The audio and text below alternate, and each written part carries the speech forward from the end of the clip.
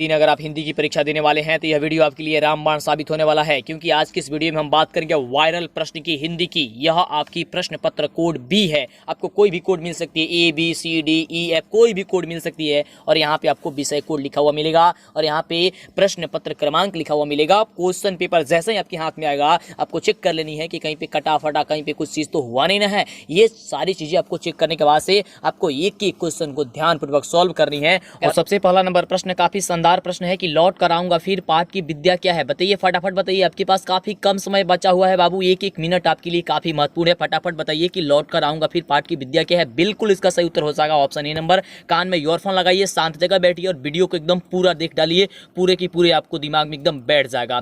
चलिए अगले प्रश्न की बात करते हैं, फटाफट करेंगे क्योंकि काफी कम समय आपके पास बचा हुआ है बाबू। अगला प्रश्न देखिए, विशेषण के भेद होते हैं। विशेषण के कितने भेद होते हैं बाबू? बिल्कुल बाबू, आपको हमने बताया है कि विशेषण के 4 भेद होते हैं बाबू। तो इसका आंसर हो जाएगा ऑप्शन डी नंबर। क्या हो जाएगा बाबू? Option D number. एकदम दिमाग में बैठा लेनी है कि विशेषण के 4 भेद होते हैं।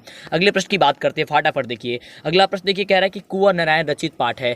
कुंवर नारायण रचित पाठ कहने का मतलब क्या है कि कुंवर नारायण द्वारा कौन सी पाठ की रचना की गई है? बिल्कुल बाबू, एक वृक्ष की हत्या की गई है। कौन सी? एक वृक्ष की हत्या जो है ना, वही की गई है। यानी कि ऑप्शन क्या हो जाएगा? D number. बिल्कुल इसका सही उत्तर हो जाएगा ऑप्शन डी नंबर। आगे बात करते हैं अगले नंबर प्रश्न की।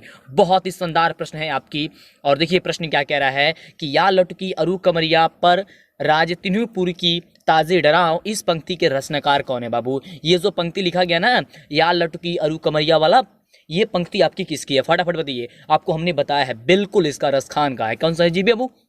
रसखान का। एकदम दिमाग में बैठा लीजिए, रसखान का है। बिल्कुल, अभी तक लाइक नहीं किया तो फटाफट लाइक नहीं कीजिए, जल्दी से लाइक कीजिए। और चैनल पे पहली बार आया ना तो सब्सक्राइब कर लीजिए। काफी जबरदस्त क्वेश्चन, यह बिहार बोर्ड के द्वारा खुद जारी किया गया है। यह क्वेश्चन बिहार बोर्ड के द्वारा खुद जारी किया गया है, आप देख सकते हैं। चलिए अगला प्रश्न है कि बुद्धिज्म एवं कम्युनिज्म के लेखक कौन है?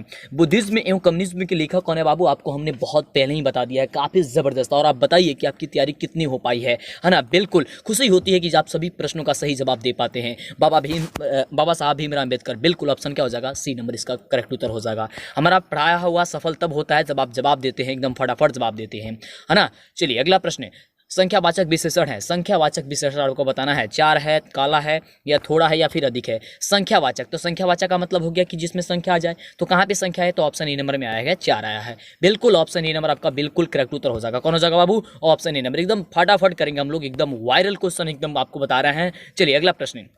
अगला प्रश्न कह रहा है कि नाना काना साहब का संबंध है। नाना काना साहब का संबंध बाबू किससे है? गुरु नानक से, रसखान से, प्रेमघन से, या फिर ज्ञानानंद से? काफी जबरदस्त क्वेश्चन, काफी इंपॉर्टेंट क्वेश्चन, काफी वायरल क्वेश्चन है कि नाना काना साहब का संबंध जो है वह किससे? बाबू तो फटाफट बताइए, इसका आंसर क्या हो जाएगा? इसका आंसर हो जाएगा ऑप्शन ए नंबर की गुरु नानक से। किससे बाबू? गुरु नानक। ऑप्शन हो जाएगा ए नंबर, बिल्कुल करेक्ट उत्तर हो जाएगा। अगले प्रश्न की बात करते हैं। अगला देखिए, अगला प्रश्न हम सभी का काफी शानदार प्रश्न है कि नाखून हमारी डैश के अवशेष है बाबू। नाखून हमारी किसके अवशेष है? आपको कई बार हमने बताया, एकदम दिमाग में एकदम बैठा लो।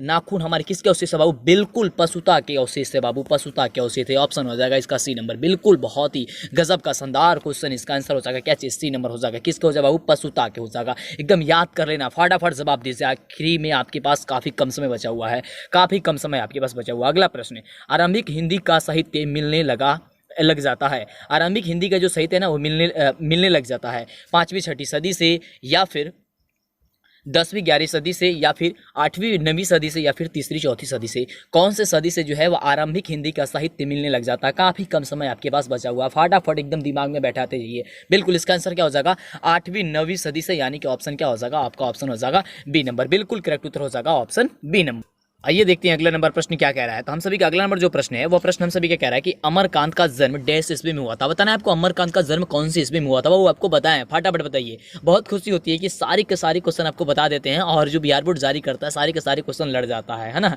ऐसा ही आपकी परीक्षा में होने वाला काफी शानदार क्वेश्चन। चलिए तो आंसर क्या हो जाएगा? ऑप्शन नंबर बी नंबर हो जाएगा कि 1925 हुआ था। कब हुआ था बाबू? 1925 हुआ था। आंसर हो जाएगा आपका ऑप्शन बी नंबर एकदम। चलिए अगले प्रश्न की बात करते हैं। भगवान हमेशा प्रार्थना करते रहते हैं कि जो बच्चे हमारे चैनल से जुड़े हुए हैं, सब्सक्राइब करके काफी मेहनत से जो है पढ़ाई करते हैं, उनका नंबर काफी बेहतर है, उनका एग्जाम काफी अच्छे से बीते और बीतेगा भी, क्योंकि अपने तो काफी ज्यादा मेहनत किया ना। हम तो मेहनत किए ही हैं, साथ में तो आपका भी तो मेहनत है। अगला प्रश्न देखिए क्या कह रहा है। भाववाचक संज्ञा का उदाहरण क्या होता है? भाववाचक संज्ञा का उदाहरण क्या है इसमें से आपको बताना है। बिल्कुल काफी जबरदस्त, काफी जबरदस्त।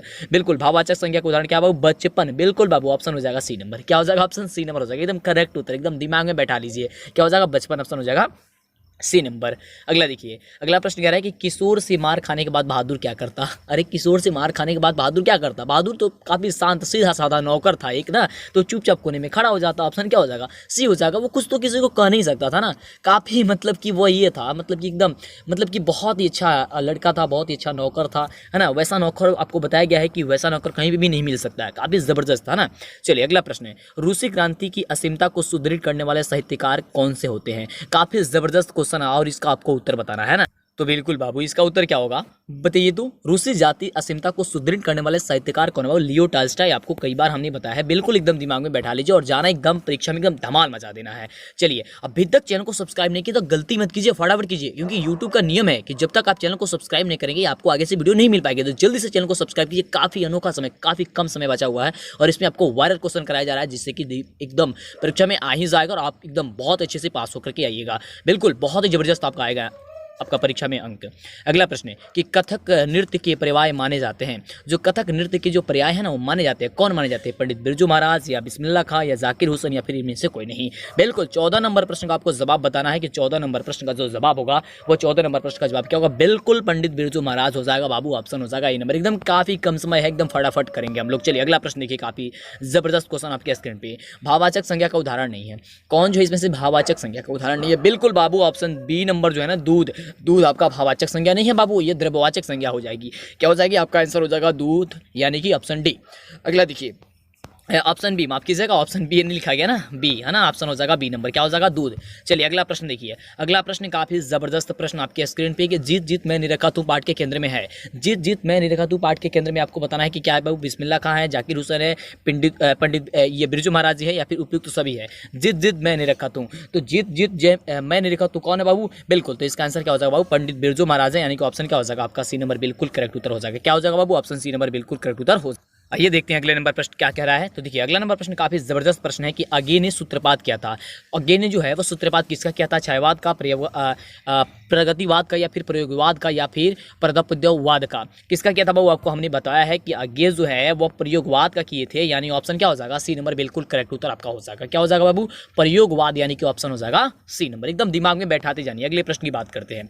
अगला देखिए, काफी जबरदस्त क्वेश्चन की स्वर संधि का उदाहरण है। इसमें से आपको ये बताना है कि स्वर संधि का जो उदाहरण है ना, वो स्वर संधि का उदाहरण कौन है? रामावतार, परमानंद या फिर कबींद्र या फिर उपयुक्त सभी? तो क्या हो जाएगा? ऑप्शन आपका डी नंबर हो जाएगा। आपको ये बताना है, फटाफट बताइए क्या हो जाएगा? ऑप्शन आपका डी नंबर हो जाएगा। क्या हो जाएगा? स्वर संधि का उदाहरण है तो ये रामावतार, परमानंद और कबींद्र जो है आपका क्या हो जाएगा? ऑप्शन डी नंबर आपका बिल्कुल करेक्ट उत्तर हो जाएगा। अगला देखिए, बहुत ही जबरदस्त क्वेश्चन की मदन है। मदन कौन है बाबू? सोफर का बेटा है, सेन साहब का बेटा है, किरानी का बेटा है या सेन साहब के मित्र का बेटा है?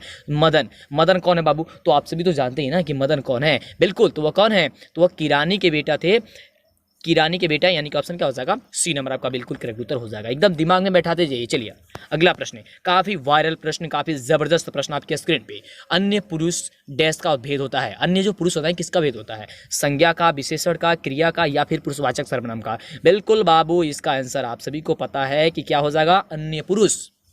फटाफट बताइए बिल्कुल क्या हो जाएगा बाबू? अन्य पुरुष किसके भेद होते हैं? बिल्कुल बाबू, पुरुषवाचक सर्वनाम के भेद होते हैं, यानी ऑप्शन क्या हो जाएगा? डी नंबर हो जाएगा। क्या होते हैं बाबू?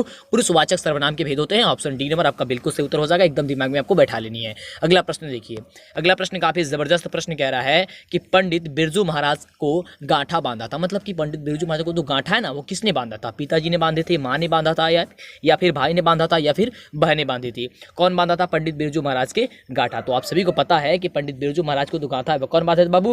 तो उनके जो है पिताजी ने बांधे थे, यानी ऑप्शन क्या हो जाएगा? ये नंबर बिल्कुल करेक्ट उत्तर हो जाएगा। है ना शानदार क्वेश्चन, बहुत ही जबरदस्त। अगला देखिए क्वेश्चन क्या कह रहा है। अगला देखिए प्रश्न क्या कह रहा है, काफी जबरदस्त प्रश्न है कि लौट कराऊंगा फिर पाठ के लेखक कौन है? लौट कराऊंगा फिर पाठ के लेखक कौन है बाबू? प्रेमघन है, घनानंद है, अमरकांत है या फिर जीवनानंद दास है? बिल्कुल बाबू, तो लौट कराऊंगा फिर आपको हमने बताया है कि जीवनानंद दास है, यानी कि ऑप्शन क्या हो जाएगा बाबू? डी नंबर हो जाएगा। बिल्कुल ऑप्शन क्या हो जाएगा बाबू? डी नंबर आपका बिल्कुल करेक्ट उत्तर हो जाएगा। अगला देखिए प्रश्न, अगला देखिए प्रश्न काफी जबरदस्त प्रश्न है कि जापान पर परमाणु बम गिराया था। जापान पर परमाणु बम कौन गिरा था? आपको ये बताना है। इंग्लैंड, अमेरिका, चीन या फिर जो हो जाएगा रूस? कौन गिरा था बाबू? जापान पर परमाणु बम जो है वह कौन गिरा था? आपका ऑप्शन क्या हो जाएगा? बी नंबर हो जाएगा। बिल्कुल बाबू, आपको हमने तो बताया ही ना, काफी जबरदस्त क्वेश्चन है ना। ऑप्शन क्या हो जाएगा बाबू? बी नंबर हो जाएगा। बहुत ही शानदार। अगला देखिए क्वेश्चन, ये खुद बिहार बोर्ड द्वारा जारी किया गया है बाबू। ये बिहार बोर्ड के द्वारा जो जारी किया गया ना पिछले वर्ष का जो मॉडल पेपर आपका जबरदस्त तरीके से, वही है आपकी। अगला क्वेश्चन, रोन नदी डैश में स्थित है। रोन नदी कहाँ पे स्थित है? आपको ये बताना है। काफी जबरदस्त क्वेश्चन आपको क्या हो जाएगा, फ्रांस में स्थित है। क्या बाबू, फ्रांस में स्थित है, यानी ऑप्शन हो जाएगा बी नंबर। आपको पता है कि लॉकडाउन में पढ़ाई आपकी नहीं हुई है, तो पिछले वर्षों का जो मॉडल पेपर है, क्वेश्चन बैंक है ना, यानी कि पिछले वर्षों का जो परीक्षा हुआ है वे सारी क्वेश्चन आपको याद होनी चाहिए। लगातार चल रही है आपकी, एक ही क्वेश्चन आपके लिए काफ़ी इंपॉर्टेंट है। फटाफट से लाइक करके चैनल को सब्सक्राइब करके पूरी की पूरी वीडियो देख लीजिए। अभी आपके पास मौका है बाबू, मौका को न गवाइए, नहीं तो बाद में आपको काफ़ी ज़्यादा पछताना पड़ सकता है। अगला प्रश्न है, द्विगु समास नहीं है, इसमें से बताना है आपको द्विगु समास कौन जो है वह नहीं है। तो देखिए ऑप्शन क्या रहा है, त्रिलोक, भाई बहन, शताब्दी या फिर नवरत्न। तो यहाँ पे देखिए ये जो भाई बहन है ना, आपका द्वंद्व समास हो जाएगा बाबू, ये द्वंद्व समास हो जाएगा। तो कह रहा था कि द्विगु नहीं है, यानी कि यही ना हो जाएगा आपका द्वंद्व, यानी कि ऑप्शन क्या हो जाएगा आपका बी नंबर हो जाएगा। क्यों हो जाएगा बाबू, क्योंकि द्विगु समास में होता है कि पहला जो पद हो क्या हो, संख्या हो, लेकिन संख्या तो इसमें है नहीं। और द्वंद्व में क्या होता है कि दोनों पद प्रधान हो, दोनों पद जो है प्रधान हो, तो भाई बहन ये तो दोनों पद प्रधान है, यानी ऑप्शन क्या हो जाएगा, बी नंबर हो जाएगा। अगला देखिए, अगला प्रश्न क्या रहा है हम सभी का, काफी जबरदस्त प्रश्न कि लेखक अपने पिता से मछली क्यों मांगना चाहता था। लेखक जो है ना अपने पिता से मछली वाला कहानी पढ़े ना, है ना, हाँ, विनोद कुमार शुक्ल वाला जो कहानी है आप पढ़े हैं कि लेखक अपने पिता से जो है ना मछली क्यों मांगता था बाबू, हाँ, कुएं में पालने के लिए बाबू, कुएं में पालने के लिए। ऑप्शन क्या हो जाएगा, सी नंबर आपका बिल्कुल करेक्ट उत्तर हो जाएगा। क्या हो जाएगा बाबू, ऑप्शन सी नंबर हो जाएगा, कुएं में पालने के लिए मांग रहा था। अगला देखिए, बहुत ही जबरदस्त क्वेश्चन 27 नंबर प्रश्न की कविता नहीं है। यहाँ से 4 ऑप्शन आपको दिया गया है और 4 ऑप्शन में से आपको बताना है कि कौन जो है इसमें से क्या नहीं है बाबू, तो कविता नहीं है। बहुत ही शानदार क्वेश्चन, बहुत ही शानदार क्वेश्चन, कविता नहीं है बाबू, कविता कौन नहीं है इसमें से आपको ये बताना है। बिल्कुल बिल्कुल बिल्कुल, तो इसका सही उत्तर क्या हो जाएगा बाबू, आपका आंसर हो जाएगा क्या चीज, इसमें से शिक्षा और संस्कृति। बिल्कुल, जो गांधी जी वाला चैप्टर है ना, शिक्षा और संस्कृति, वो आपकी कविता नहीं है, यानी ऑप्शन क्या हो जाएगा आपका डी नंबर हो जाएगा। क्योंकि अक्षर ज्ञान भी एक कविता है, स्वदेशी भी एक कविता है, हमारी नींद भी एक कविता है, तो कविता कौन नहीं है, तो शिक्षा और संस्कृति कविता नहीं है। अगला देखिए, बहुत ही जबरदस्त क्वेश्चन कह रहा है कि मोहरा नदी शहर से दूर थी, कितनी मील दूर थी आपको ये बताना है, 1 मील, 2 मील, 3 मील या फिर 4 मील। कितनी मील दूर थी बाबू आपको ये बताना है, 28 नंबर प्रश्न का जवाब बताना है। क्या हो जाएगा बाबू, बिल्कुल 3 मील दूर थी, यानी कि ऑप्शन क्या हो जाएगा, सी नंबर आपका बिल्कुल करेक्ट उत्तर हो जाएगा। क्या हो जाएगा बाबू, ऑप्शन सी नंबर हो जाएगा। अगला प्रश्न है, अगला प्रश्न काफी जबरदस्त प्रश्न आपके स्क्रीन पे बाबू, कि राजदूत में है, राजदूत में है तत्पुरुष समास, अव्ययीभाव समास, कर्मधारय समास या फिर द्वंद्व समास, कौन सा समास है बाबू, राजदूत में। राजदूत में आपको बताना है कौन सा समास है बाबू, बिल्कुल तत्पुरुष समास है बाबू, तत्पुरुष समास है ना, क्या हो जाएगा, राजदूत, है ना, कि राजा का दूत राजदूत। क्या हो जाएगा, ऑप्शन हो जाएगा ए नंबर हो जाएगा, क्या चीज, तत्पुरुष समास। अगला देखिए, अगला प्रश्न काफी जबरदस्त प्रश्न है कि अबनियो डैश नदी के किनारे बसा हुआ। अरे आपको तो पढ़ा है ना आपने, तो आपको कई बार हमने बताया भी है कि अबनियो जो है वो कहाँ है बाबू, रोन नदी के किनारे स्थित है। कहाँ है बाबू, रोन नदी के किनारे अवस्थित है, यानी ऑप्शन क्या हो जाएगा, बी नंबर हो जाएगा। ठीक है, रोन नदी आपको एकदम दिमाग में बैठा करके रखना। अगला देखिए क्वेश्चन, काफी शानदार प्रश्न है कि गिरधालाल हैं, गिरधालाल कौन है बाबू, सेन साहब का मित्र है, सेन साहब का भाई है, मदन का पिता है या सेन साहब की पड़ोसी है। कौन है बाबू आपको ये बताना है, गिरधालाल, गिरधालाल बिल्कुल बिल्कुल ऑप्शन सी हो जाएगा, मदन की पिता है। कौन है बाबू, मदन की पिता है, यानी ऑप्शन हो जाएगा सी नंबर। अगला देखिए, बहुत ही जबरदस्त और बहुत ही शानदार प्रश्न है कि संतु डैश के किनारे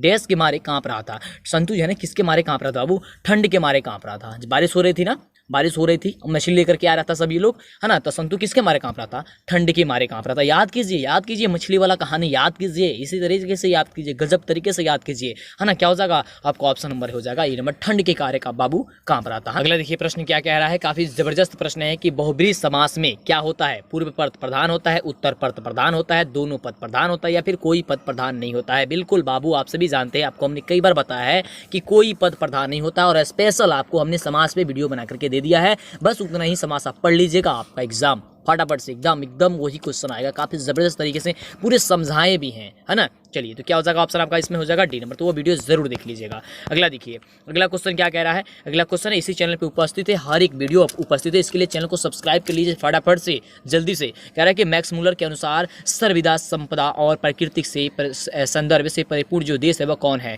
बताइए, स्विट्जरलैंड है, अमेरिका है, चीन है या फिर भारत है। बिल्कुल बाबू, हम सभी का देश भारत है, यानी कि ऑप्शन हो जाएगा डी नंबर। हम सभी का देश कौन है, भारत है। भारत ही क्या है, सर्वविदा संपदा और प्रकृति से संदर्भ है और इससे परिपूर्ण है, यानी ऑप्शन हो जाएगा डी नंबर। 8 400 400 400 याद कर लीजिए व्हाट्सअप नंबर, क्योंकि अब चाहे आपकी मैथ के सवाल हो या फिजिक्स, केमिस्ट्री, बायोलॉजी का, आपका हर डाउट, हर सवाल का जवाब मिलेगा डाउटनेट पर, वो भी सिर्फ आपके व्हाट्सअप पर। आप डाउटनेट का 8 400 400 400 व्हाट्सअप नंबर सेव कर लीजिए और चैट ओपन कीजिए। जो भी क्वेश्चन में डाउट हो उसकी फोटो खींचिए, उसे क्रॉप कीजिए, 5 सेकंड में आपका उसका वीडियो सोल्यूशन मिल जाएगा। क्लास 6 से 12th, IIT, JEE, NEET, CBSE board और सभी स्टेट बोर्ड के बच्चों के लिए, तो देर किस बात की, अभी सेव कीजिए 8 400 400 400। अगला देखिए, काफी जबरदस्त प्रश्न आपके स्क्रीन पे। कमरुद्दीन का जन्म डैश में हुआ था। कमरुद्दीन का जो जन्म हुआ था ना, कहाँ पे हुआ था? उत्तर प्रदेश, बिहार, महाराष्ट्र या फिर कलकत्ता। बिल्कुल आपको हमने बताया है कि कमरुद्दीन का जो जन्म हुआ था बाबू, वह बिहार हुआ था, यानी ऑप्शन क्या हो जाएगा? B number. बिल्कुल करेक्ट उत्तर हो जाएगा, ऑप्शन हो जाएगा बिहार, यानी कि ऑप्शन बी नंबर। अगला देखिए, अगला प्रश्न सबसे जबरदस्त प्रश्न के व्यंजन संधि का उदाहरण नहीं है। इसमें से बताना है आपको व्यंजन संधि का उदाहरण जो है वह कौन नहीं है, आपको ये बताना है। 36 नंबर प्रश्न का बताना है आपको क्या हो जाएगा जवाब, कि व्यंजन संधि का उदाहरण जो है वह नहीं है।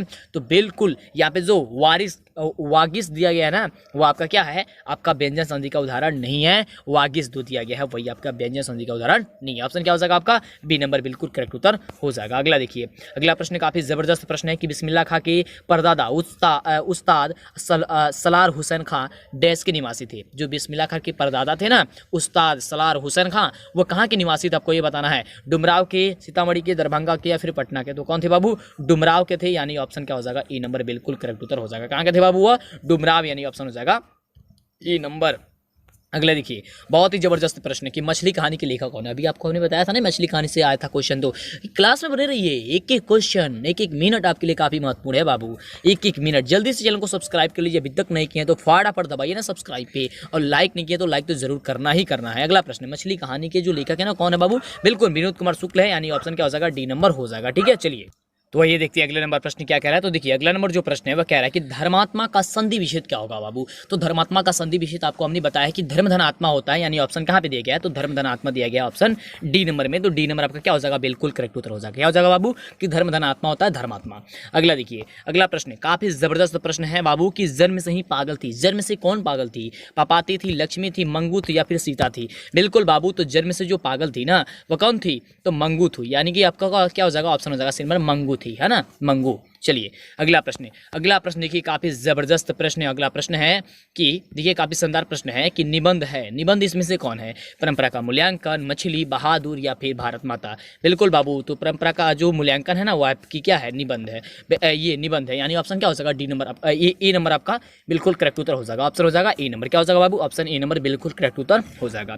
तो अगला नंबर प्रश्न देखिए, काफी जबरदस्त प्रश्न है कि संगीत शास्त्र अंतर्गत सुशील वाद्यों में है शहनाई, तबला, बांसुरी या फिर ढोलक? बिल्कुल बाबू, इसका सही उत्तर क्या हो जाएगा? आपको ए नंबर हो जाएगा, शहनाई है। कौन है बाबू? शहनाई। आपको कई बार हमने बताया है शहनाई है, यानी कि ऑप्शन क्या हो जाएगा? ए नंबर हो जाएगा। एकदम आपको केवल 50 ही प्रश्न बाबू आपको करना है, 50 ही प्रश्न करना है। वैसे तो 100 प्रश्न पूछा जाएगा, है ना, 100 प्रश्न पूछा जाएगा, लेकिन आपको 50 ही प्रश्न वहाँ पे करके आना है। और 50 प्रश्न जबरदस्त जो आपको बता रहे हैं, एकदम दिमाग में एकदम बैठा लो, है ना। चलिए अगला प्रश्न है कि शुद्ध शब्द हैं रोशन, आकांक्षा, कर्तव्य या फिर उत्कर्ष? क्या है बाबू? शुद्ध शब्द। शुद्ध शब्द इसमें से क्या है बाबू? बिल्कुल शुद्ध शब्द क्या है बाबू यहाँ पे? तो यहाँ पे शुद्ध शब्द जो है आपका क्या है?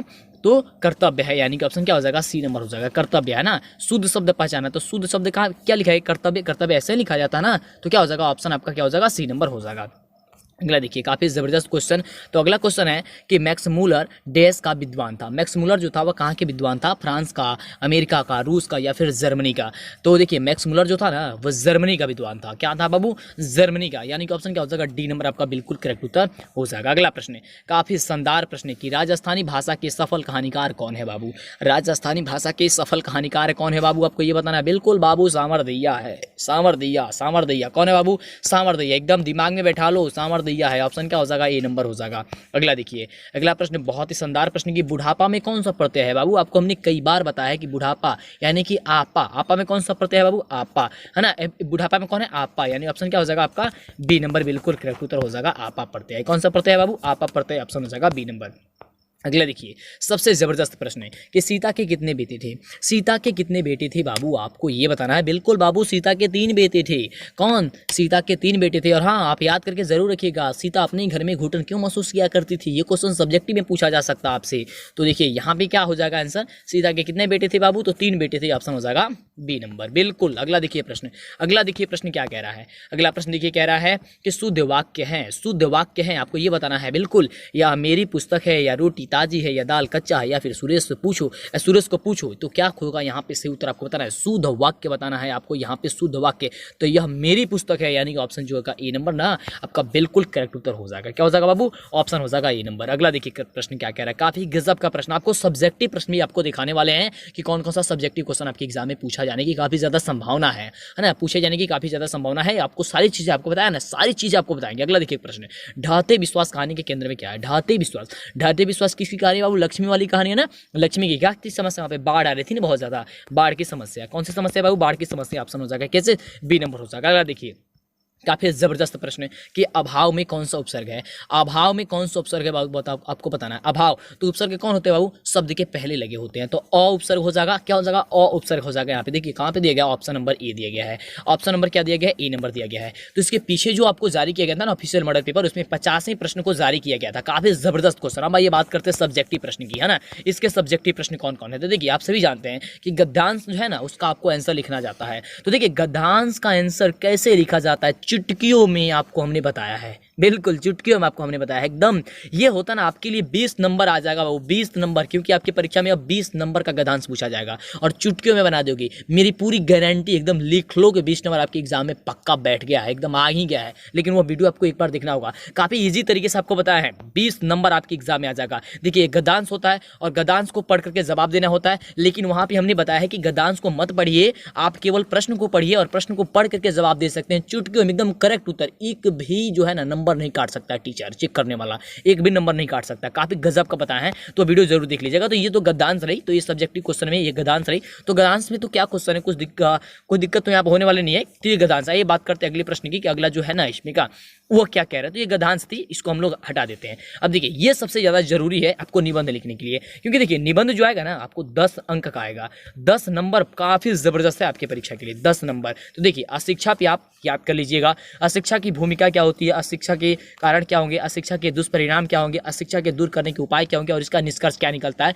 ये अशिक्षा के बारे में आप तो जानते ही हैं, पता है कि अशिक्षा क्या होगा तो क्या नहीं होगा, मतलब अगर अशिक्षा आ जाएगी तो वहाँ पे क्या चीज़ है क्या चीज़ नहीं होगा, ये सारी चीज़ें आप लिख सकते हैं ना अशिक्षा के बारे में। चलिए अगला है जनसंख्या विस्फोट।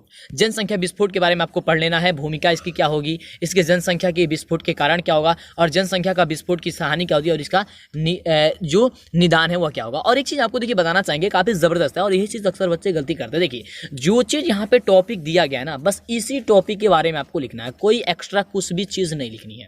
जो भी टॉपिक आपको दिया गया है, जैसे मान लीजिए जनसंख्या के विस्फोटक के बारे में जो दिया गया है आपको यहाँ पे निबंध लिखने के लिए, तो पूछ दिया गया भूमिका। तो भूमिका का मतलब क्या होगा कि जो पूरे है ना इसकी भूमिका क्या निकल के आती है, मेन जो है ना वह क्या है, बस उतना लिख दीजिए। जनसंख्या के विस्फोटक के कारण क्या हो सकती है, तो इसका कारण बताइए, इसकी कारण क्या हो सकती है, और जनसंख्या विस्फोट होने की हानि क्या होगी, जब ये विस्फोट होगा तो हानि से क्या होगी, बस इतना लिख दीजिए। और इसका निदान क्या होगा, बस लिख दीजिए। और इसका निष्कर्ष जो निकल के आता है वह निष्कर्ष क्या निकल के आता है, बस लिख दीजिए। हो गया, इतना ही लिखना ही है, काफ़ी ईजी है ना। ऐसे ही आप स्वामी विवेकानंद के बारे में लिख सकते हैं, है ना। तो इसकी तो स्वामी विवेकानंद की भूमिका क्या है, विवेकानंद के विचार जो थे वह कैसे थे, है ना। और विवेकानंद द्वारा चलाए गए सांस्कृतिक धार्मिक जन जागरण जो अभियान था वह कैसा था और इसका निष्कर्ष क्या निकलता है। स्क्रीनशॉट ले लीजिए अगर आपको याद नहीं होता है कि कौन कौन सा क्वेश्चन इंपॉर्टेंट है आपके लिए, तो है ना। तो जल्दी से स्क्रीनशॉट भी ले सकते हैं। देखिए आतंकवाद पूछ सकता है आपसे, तो उसमें भूमिका पूछेगा, आतंकवाद के रूप पूछेगा, आतंकवाद के कारण पूछ देगा और इससे निपटने के उपाय पूछ सकता है। तो ये आप याद करके लिखिएगा और इसको अंत में आपको निष्कर्ष सब में लिखना ही होता है। ये आपसे पूछ सकता है कि स्त्री शिक्षा क्या होनी चाहिए नहीं होनी चाहिए, इसके बारे में पूछ सकता है कि इसकी भूमिका क्या है, भारत में स्त्री शिक्षा की वर्तमान स्थिति कैसी है। और आपको पूछ सकता है, इसमें हेडिंग दे सकता है, आपको पॉइंट दे सकता है कि स्त्री शिक्षा के लाभ क्या हो सकते हैं, अगर स्त्री जो है शिक्षा करती है तो उसकी लाभ क्या हो सकती है और इसका निष्कर्ष जो निकल के आएगा क्या होगा। तो ये सारी चीज आपको लिखनी है। और हाँ, सबसे जबरदस्त आपकी लेटर आता है ना, यानी पत्र लिखने के लिए आता है। तो कौन से पत्र देखिए इंपॉर्टेंट है आपके लिए कि बोर्ड परीक्षा की तैयारी के संबंध में माँ के पास एक पत्र लिखिए। बोर्ड की तैयारी जब कर रहे हैं तो माँ के पास आपको एक पत्र लिखना है। या आपसे क्वेश्चन पूछ सकता है कि भारत पाकिस्तान के शब्दों में संबंधों को केंद्र में रखते हुए दो मित्रों के बीच जो संवाद होता है, संवाद को लिखिए। अब देखिए संवाद का मतलब क्या होगा कि मान लीजिए दो व्यक्ति बात कर रहे हैं आपस में, तो क्या क्या वो बातें कर सकते हैं इसके बारे में आपको लिखना होता है। तो या तो आप संवाद लिख सकते हैं या तो पत्र लिख सकते हैं। तो पत्र ही लिखना काफी ईजी होता है, तो पत्र आप लिख दीजिएगा काफी ईजी तरीके से। अब देखिए, अब रही बात की किताब से आपके कौन कौन से क्वेश्चन इंपॉर्टेंट है, तो इसे आप याद कर लीजिए। काफी जबरदस्त क्वेश्चन। पहला याद कर लीजिएगा, पपाती कौन थी, वह शहर क्यों लाई गई थी। अगला क्वेश्चन, माँ मंगू को अस्पताल में क्यों नहीं भर्ती कराना चाहती थी। अगला क्वेश्चन याद कर लीजिएगा सारी क्वेश्चन। कवि की दृष्टि में माली मालिन कौन है? और अगला क्वेश्चन, दिनकर की दृष्टि में आज के देवता कौन है? अगला क्वेश्चन आपके स्क्रीन पे कि मनुष्य की छायाएं कहाँ और क्यों पड़ी हुई है? और अगला क्वेश्चन, झोले में मछलियां लेकर के बच्चे जो है पतली गली से दौड़ते हुए क्यों घुस गए थे? पतली गली में क्यों घुस गए थे, आपको ये बताना है। या आपसे ये क्वेश्चन पूछ सकता है कि लखनऊ और रामपुर से बिरजू महाराज का क्या संबंध था? या आपसे क्वेश्चन पूछ सकता है कि बढ़ते नाखून द्वारा प्रकृति मनुष्य को क्या याद दिलाती है? जितना भी क्वेश्चन आपको बता रहे हैं इसमें से क्वेश्चन रहेगा ही ना, बाहर नहीं जा सकता है ना। काफ़ी ज़बरदस्त है। और अगला देखिए, अगला जो आपके एग्जाम में ये पूछ सकता है, यहाँ पे 100 शब्दों में आपको लिखने के लिए पूछ सकता है। किसी एक पक्का उत्तर आपको देना होगा यहाँ पे लगभग 100 ये शब्दों में, जिसमें आपको क्वेश्चन पूछ सकता है कि पहली बार देखिए बहादुर का वर्णन अपने शब्दों में कीजिए। या बहुत बड़ी खुशखबरी, एक नहीं पूरे 5 मॉडल सेट जारी कर दिया गया है सभी सब्जेक्ट का। अगर आप बिहार बोर्ड से मैट्रिक की परीक्षा देने वाले हैं तो बहुत बड़ी खुशखबरी निकल के आ रही है। तो कैसे डाउनलोड कर सकते हैं, क्या करना होगा आपको? तो सबसे पहले आप ध्यान दीजिए कि क्या करना होगा।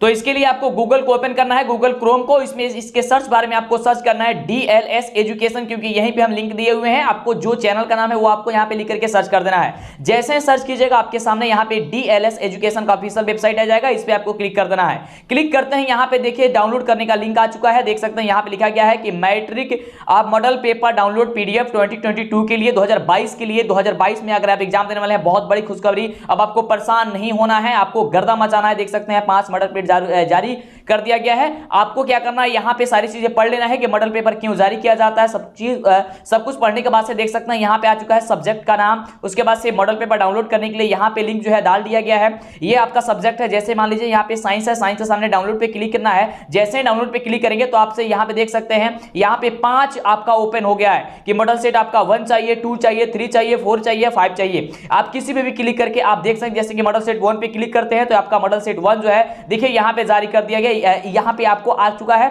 यहाँ पे मॉडल पेपर, और अपने मोबाइल से फटाफट से कर सकते हैं। तो और ध्यान दीजिए यहाँ पे, अभी रुकिए वीडियो को ध्यानपूर्वक देखिए। यहाँ पे अगर आप 5वें मॉडल पेपर पे क्लिक करते हैं तो फटाफट से देखिए ये ओपन हो जाएगा। 5वें मॉडल पेपर पे हम क्लिक करते हैं तो देखिए यहाँ पे आ चुका है 5वां मॉडल पेपर, देख सकते हैं। और यहाँ पे इसका, और इसको बता दें कि इसका आंसर जो होगा वह सबका लास्ट में मिलेगा, ठीक है। यानी कि मॉडल पेपर जैसे समाप्त होगा उसके लास्ट में आपको आंसर की मिल जाएगा। देख सकते हैं यहाँ पे इसका आंसर की है। तो फटाफट से जल्दी से आप सर्च कीजिए और जल्दी से चैनल को पहले सब्सक्राइब कर लीजिए, जैसे कि इसी तरह कमाल वीडियो आपको मिला करे और आपकी तैयारी एकदम जबरदस्त हो जाए, एकदम धमाल मचाना आपको इस साल परीक्षा में, क्योंकि देखिए आपके पास अब समय काफी कम है। तो फिर मिलती है इस तरह कमाल वीडियो के साथ नेक्स्ट वीडियो में, और लिंक डिस्क्रिप्शन में भी है, आप उसे भी दबा करके आप पहुंच सकते हैं अगर दिक्कत होता है तो।